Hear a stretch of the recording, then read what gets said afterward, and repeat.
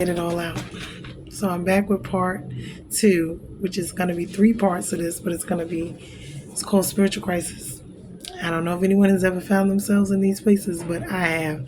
And this is where we are. I'm learning and I'm helping, I'm sharing with you guys.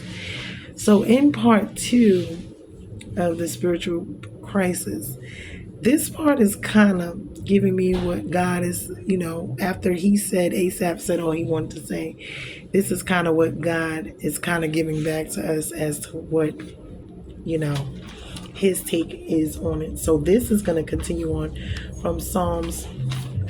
It's 73, 13 through 17 is this part. So I'm going to read from 13. Okay. All in vain have I kept my heart clean and washed my hands in innocence. For all the day long I have been stricken and rebuked. Every morning, if I had said, I will speak thus, I would have betrayed the generation of your children. But when I thought how to understand this, it seemed to me a wearisome task. Until I went into the sanctuary of God, and then I discerned their end. So I'm going to stop it there.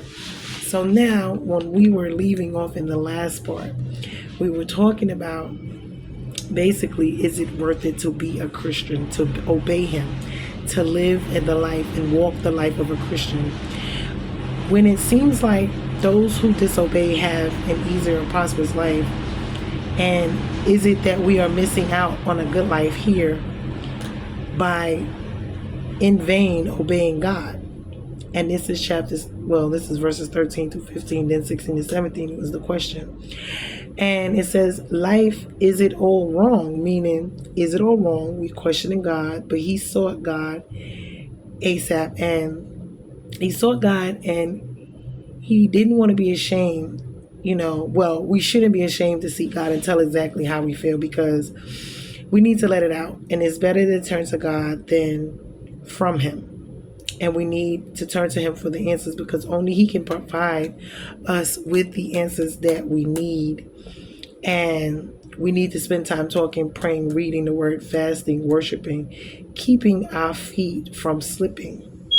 Job did complain and he questioned, but he still stayed. Meaning, a lot of times we find ourselves in these situations, and that's how we backslide. We fall into temptation because we get angry, we get upset. Why something in our lives have not gone right, or we're under attack, or it's a storm, whether it be for learning, testing, whatever. We're learning, we're growing, and we are angry, we are envious, we are bitter, we are covetous. We go through these things sometimes because, yes, we do get mocked, we get mistreated, we get persecuted, which is what it's called, for righteousness' sake.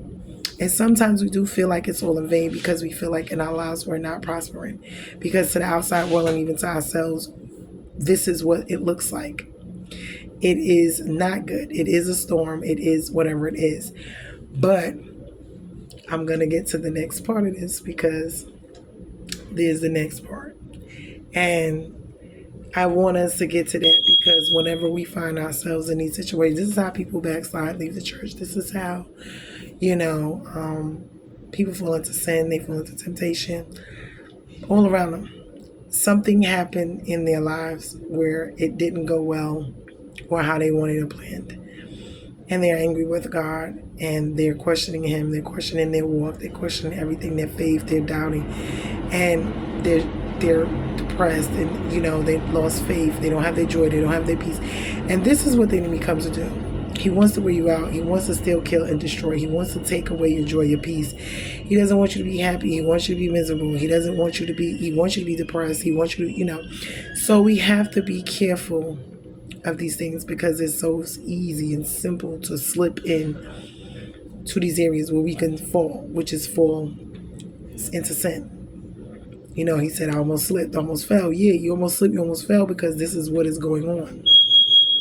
Something is going on in your life, and whatever it is, this is where your emotions are coming in at. And we're going to get to this next part, which is going to be so good, because we do find ourselves here and we don't really talk about it, and everyone walks around like life is just so wonderful all the time, and sometimes it's not. But we should not be walking around like we're perfect with a mask on, all of this. No, especially when it comes to God, because He knows everything anyway. So there's no sense in us putting on a mask. We need to be honest. And when you're in relationships, any relationship, these things tend to happen.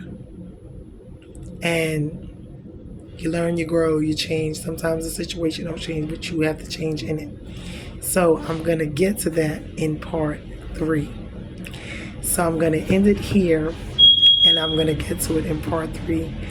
And then we're going to go through it. And then it's going to all kind of make sense, because I went from Job and I'm in this now, just to kind of, because I know there's a lot of stuff going on in this world and with people, and we must understand the devil is, Jesus is coming back soon, and things are going to get a whole lot worse. So we're going to have to learn and navigate, because if we can't handle what's going on now, we sure can't handle what's going to be coming. So we must get ourselves prepared, because if we think it's bad now, when the end times come, it's going to be way more severe. And I believe even within my soul right now that God is preparing us for that. And that's why He's taking us through a lot of these trials and tribulations, because He knows that, there's worse things coming. So this is our training, because we need to be prepared for the famines and the war and the mark of the beast and all of these things that are to come. So we cannot sit here as Christians and think that it's going to be just a cakewalk, because it's not. And everything Jesus experienced, we're going to have to experience before we leave here, more than likely, because we have to take up our cross and follow Him. So I'm going to end this one here, and this is part 2, and then I'm going to get to part 3. All right. Thank you, guys. Please hold on. We're getting there. It was a learning journey for me, a lot. Bruised and not broken.